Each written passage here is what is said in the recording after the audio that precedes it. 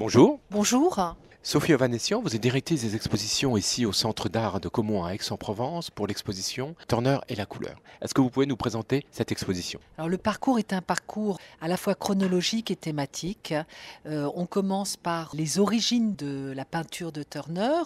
Turner est un artiste qui est un petit peu un autodidacte. Il vient d'une extraction sociale pas très élevée. Son père est un barbier et il va apprendre la peinture auprès d'architectes.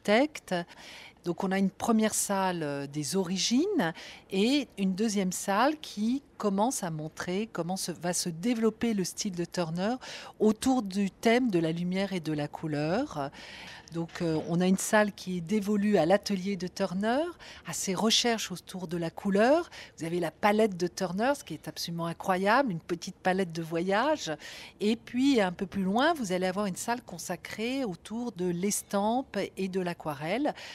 Turner a diffusé son œuvre autour de gravures.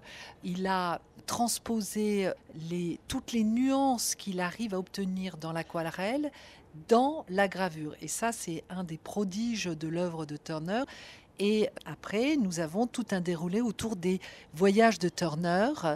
Pourquoi Turner voyage autant? Parce que c'est certainement un des peintres du 19e siècle qui a autant voyagé. Il est allé plus de 21 fois sur le continent européen, plus de 10 fois en France, à une époque troublée. Vous savez qu'on a quand même les guerres napoléoniennes, hein. Ces voyages sont importants parce qu'ils permettent à Turner de pouvoir modifier sa palette. Et on le voit très bien dans les aquarelles. Beaucoup d'ailleurs de ces aquarelles n'ont jamais été montrées. C'est la première fois qu'on les montre en France. Et puis on termine cette exposition sur des chefs-d'œuvre absolus de la tête bretonne autour des recherches chromatiques de Turner. Et donc on expose là des tableaux absolument exceptionnels, notamment je pense au diptyque Light and Color and Shade and Darkness. Mais il y a aussi un tableau sur Venise merveilleux qui fait dire de Turner que c'est certainement le premier impressionniste. Et puis on termine sur les plages de Calais.